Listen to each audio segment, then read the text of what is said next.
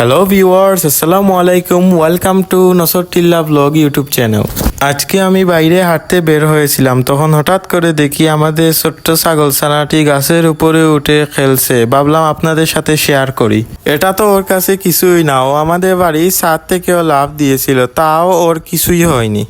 আমার আম্মু ওকে আদর করে শুক্রিয়া বলে ডাকেন। আপনারাই দেখুন সে কিভাবে খেলা করছে।